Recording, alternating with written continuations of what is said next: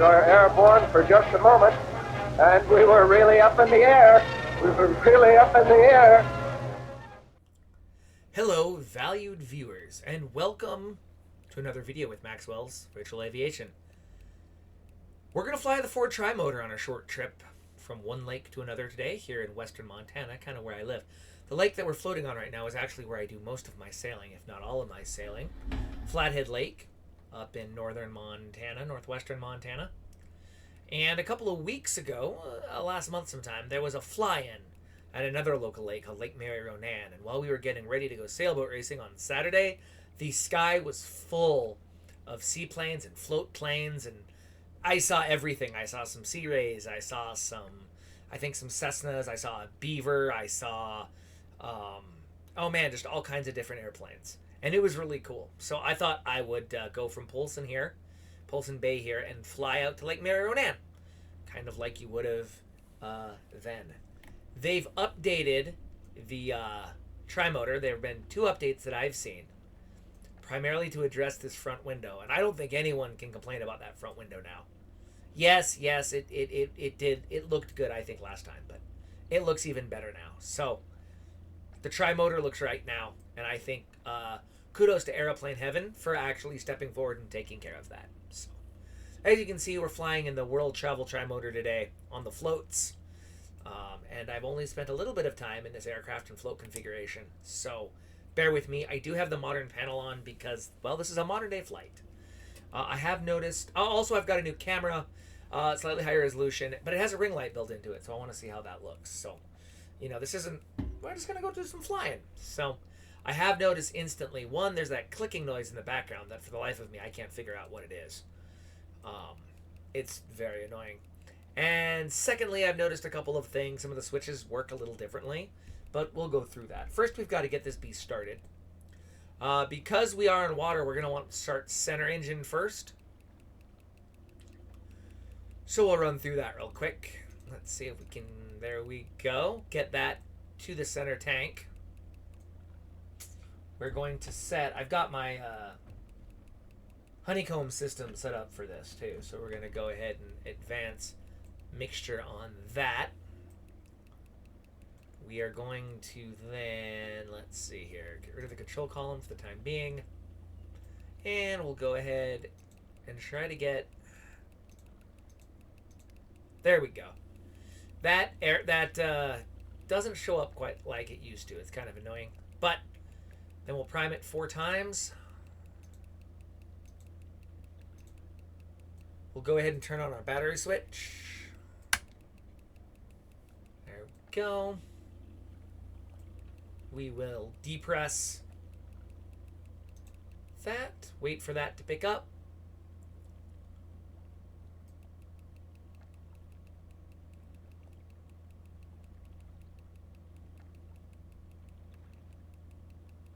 And that's popped up. Engine solenoid can go ahead and come on. Mags go to both. Throttle is cracked.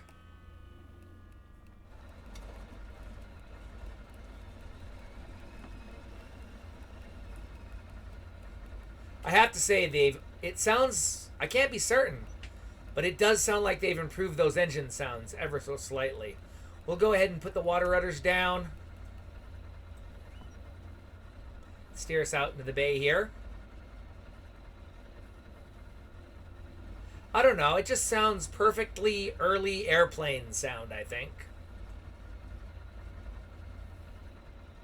Go ahead and turn our generator on. Avionics can go ahead and come on. Since the generator's on this center engine,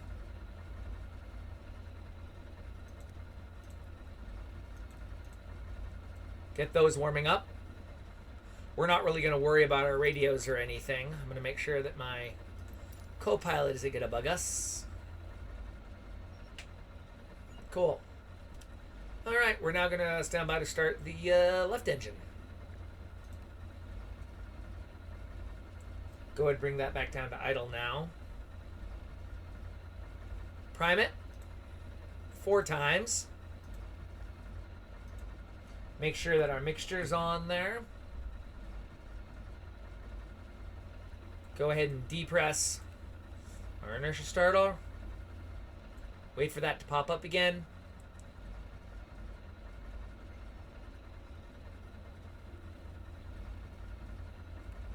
And it's popped up. That can go on. Mags go to both.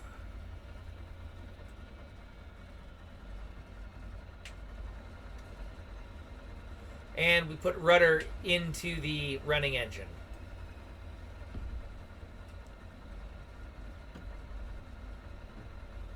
Excellent.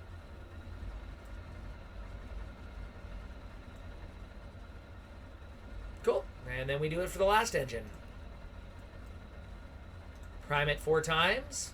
And I use the ripples on the water to try to stay relatively straight as we taxi out here. The mixture can go ahead and come up. Initial starter.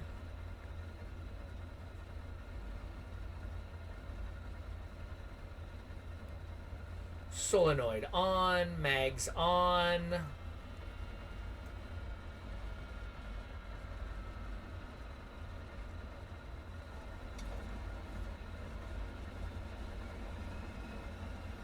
Man, I love the whistle of those engines. That's pretty cool. All right. Everything else can go on. Lights can go ahead and come on.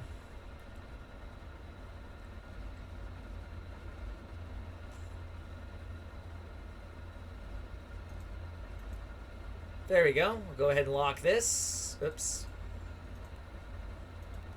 Doesn't quite move like I'm expecting it to, and it's kind of annoying. There we go.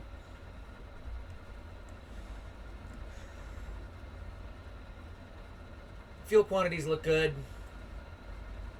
Trim looks good. Fuel tanks are on. Here we go.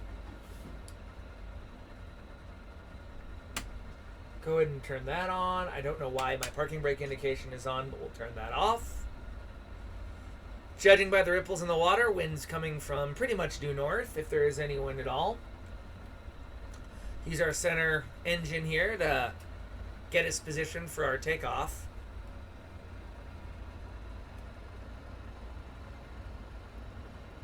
We'll do some exterior shots as we take off here, too. All right. And we can go ahead and bring those up. And full throttle here.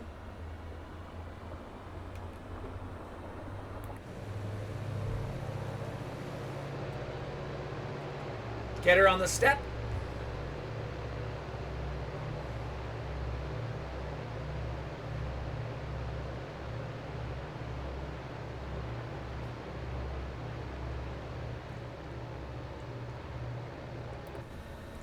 And pretty much just like that, water rudders can go ahead and come up. One of the things that I've added is I've added boats and stuff for inland lakes, and so as we fly, you'll see boats, little boats on the water. Way more boats than you'd see normally on the lake, and that makes me happy because, well, that's what this lake looks like.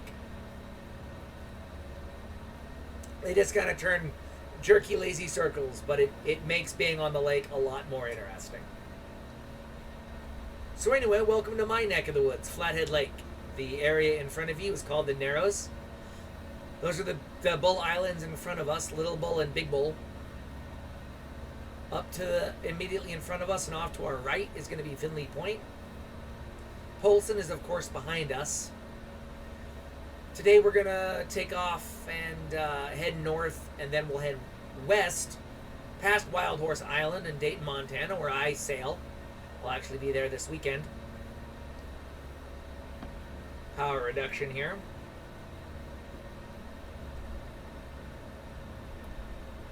And then on into Lake Mary Ronan, which I have never flown in or out of. So it'll be a first for me, and you, dear viewers, will get to watch it.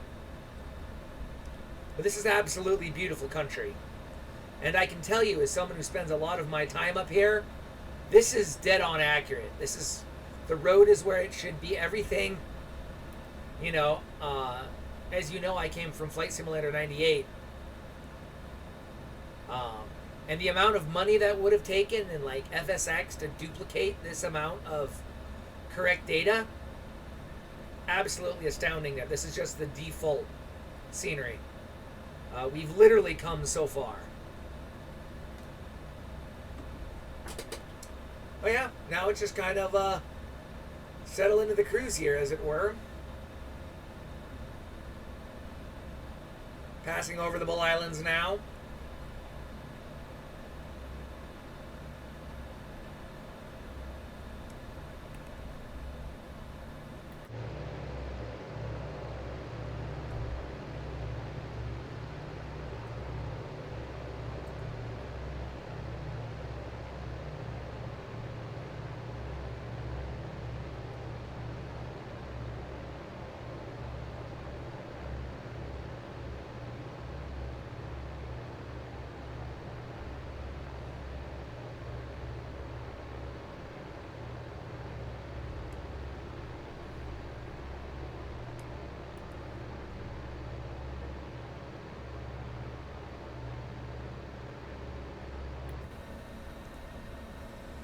Now, it's interesting because Montana has a long history with the DC-3, at least Western Montana does. Johnson Flying Service used to fly DC-3s out of Missoula to forest fire and backcountry trips. The creation of the Mountain Pilot was in DC-3s and Travel Airs and later DC-3s. But it was in those aircraft in the early part of the last century, well, mid part of last century, I guess, closer to it, that Bob Johnson and some other people made the Mountain Pilot a thing. So we're just coming to the outside of where I spend most of my time. That landmass that I'm looking at right in the center of the screen right now is Wild Horse Island, and we have a race around it every year at my yacht club. The piece of land that is just coming into view behind the right there, off to the left side of the screen, that's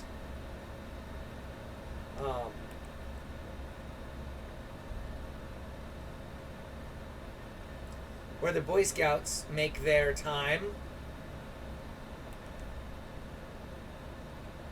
In front of me also is Shelter Island and Cedar Island. Directly in front of me are Shelter and Cedar Island. There's a giant mansion on Shelter Island, and it was one of the largest real estate deals that has been done in Montana in quite some time when it was sold.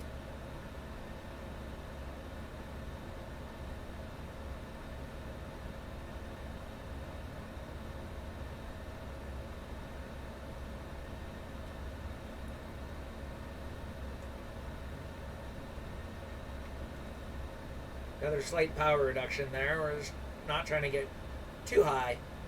It's not a very long flight. But anyway, there's Wild Horse Island right there. In this year's race, Cheval Blanc and its skippers, Bob and Linda, took line honors. So that was really good for them.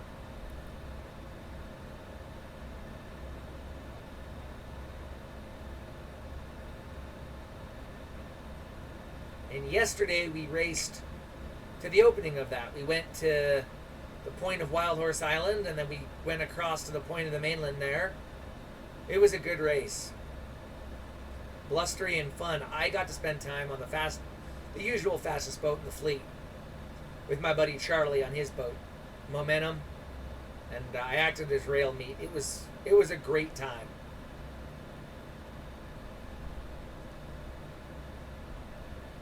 So that's Wild Horse Island, and there are in fact wild horses on it.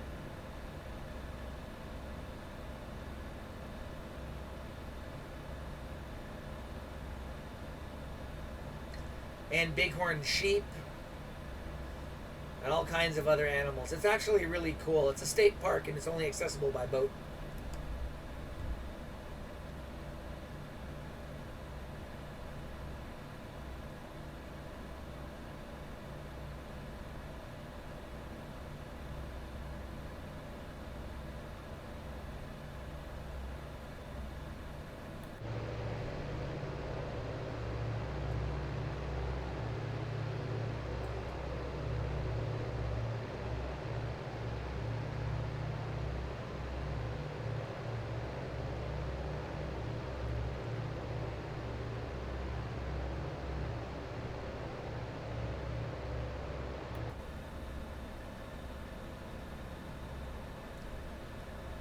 I have to say, I don't really notice a lot with this updated Trimotor. I mean, it flies about as well as it always did.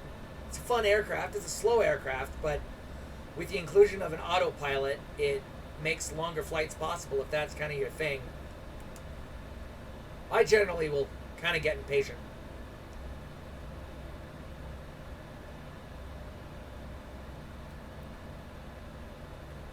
So as we come around Wild Horse Island, that bit of land sticking out right there, that's the point. That's normally where we sailboat race to. Or we have this season because the water level's been down. Let's look at my map real quick here. Alright, so there's Lake Mary Ronan right there.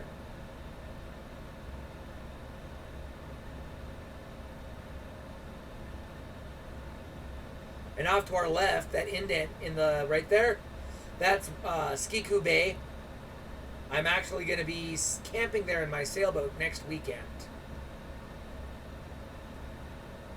It's a good hour sail in my small sailboat to get over there. Looking forward to it. So in front of us is the town of Dayton. Moving over, we've got Cromwell Island. And then beyond Cromwell, you have Elmo Bay. And then over there you have Big Arm Bay. And there we have Melita Island, as I mentioned, where the Boy Scouts have their camp.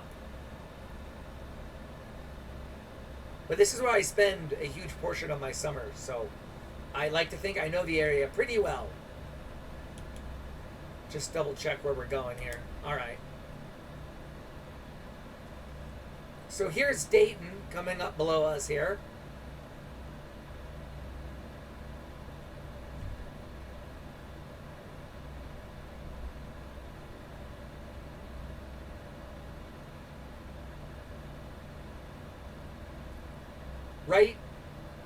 Right in front of my front engine there is actually, there's a winery there.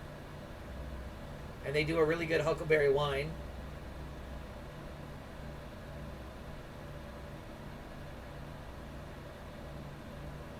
And that's Highway 93 down there.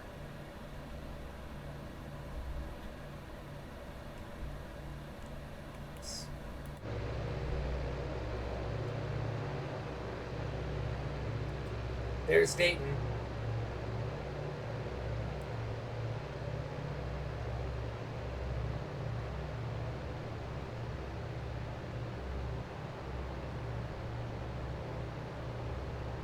Give him a wave there.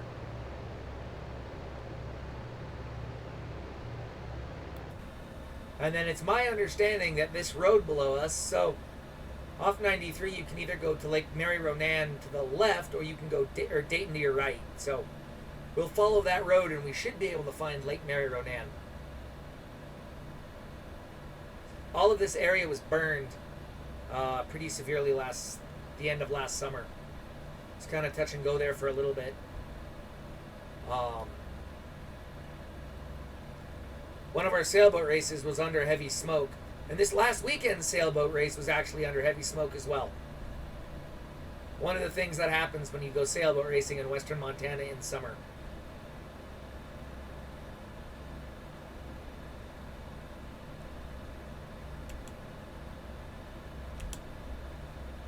That's what I thought.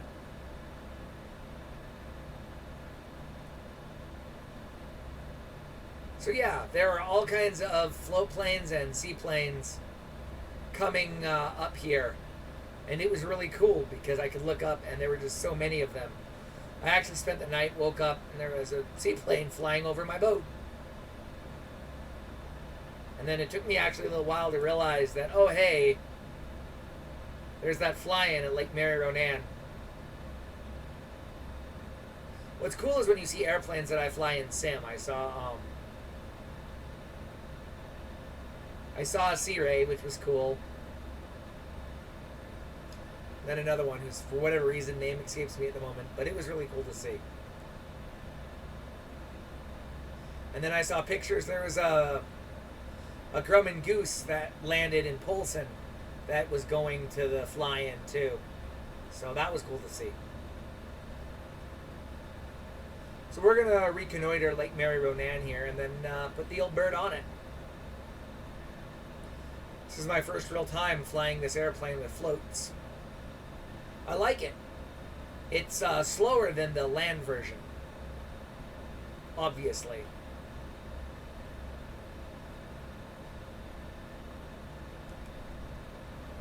But this is just mighty pretty country. And I'm privileged to be able to spend a good portion of every summer up here. Gain some altitude here.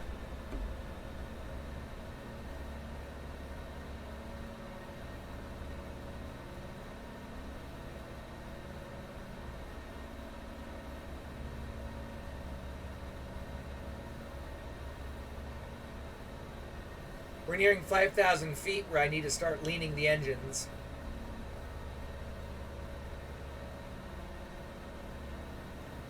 So it looks like it's a giant cow head. And we're kind of passing the chin of it. And two horns east and west. More north-south. So it looks like if we land north-south, we have plenty of runway. Well, waterway, I guess.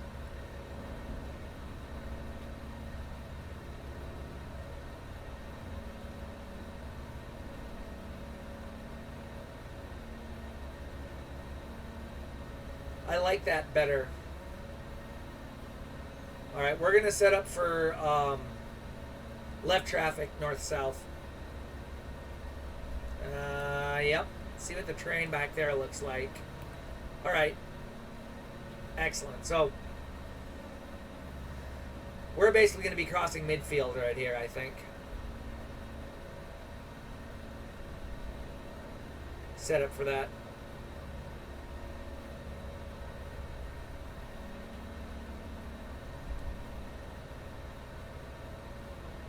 Use that point.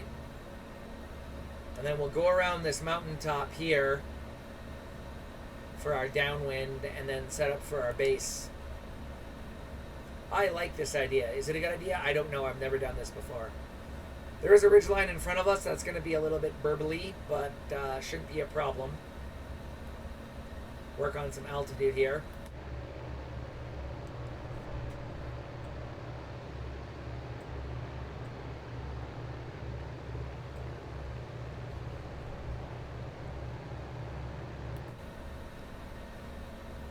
Got to get even with that ridge before I begin my downwind.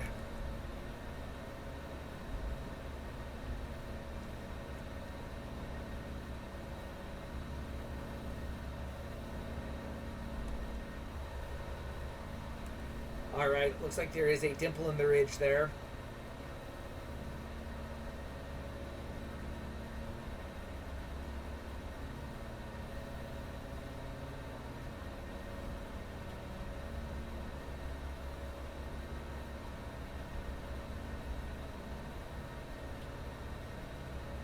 Trimotor. Lake Mary Ronan. Trimotor 73 Juliet is downwind to the north. Lake Mary Ronan.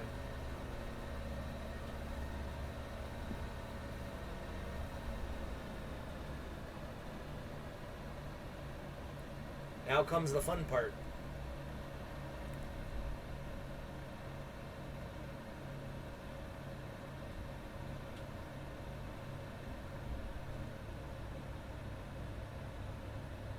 So the thing is the lake is higher than that valley floor by a pretty substantial amount. So I can't use the valley floor as my altitude as I roll out to base, which is going to be interesting.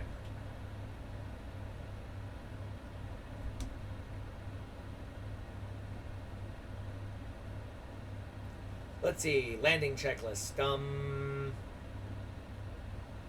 Nothing's changed since takeoff, so I think we're fine.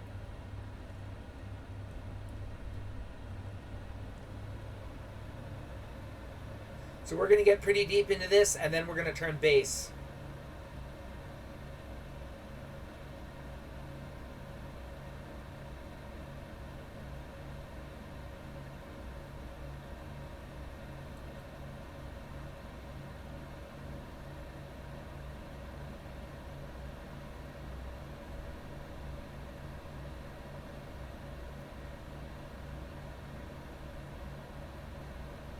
Lake Ronan. Trimotor 73 Juliet is turning base to the north. Lake Ronan.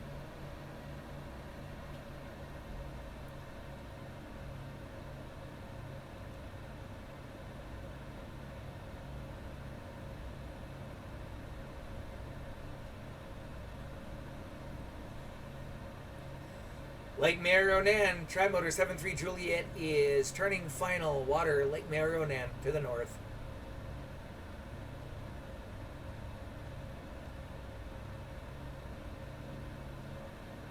We're guessing here. Perfect. Look at that.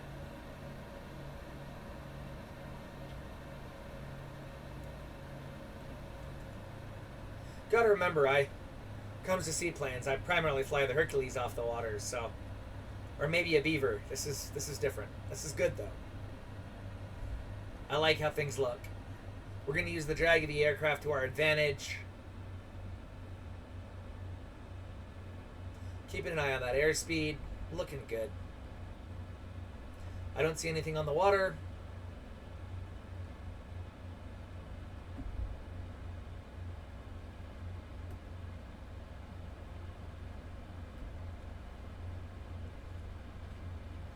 Here we go.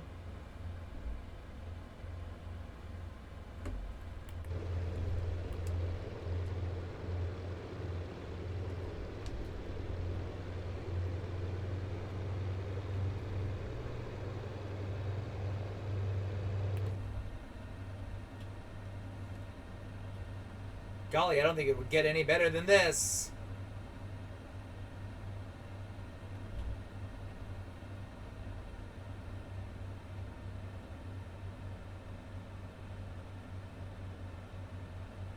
All right, we've got a good surface of the water.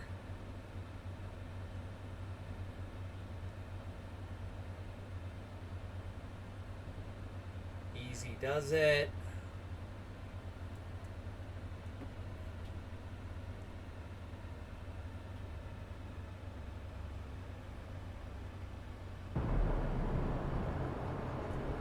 All right, water rudders are out.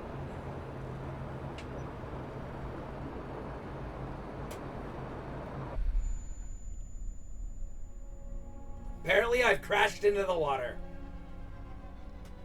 I don't know how I crashed into the water, but apparently I crashed into the water. That was disappointing. Well, I guess you can't win them all.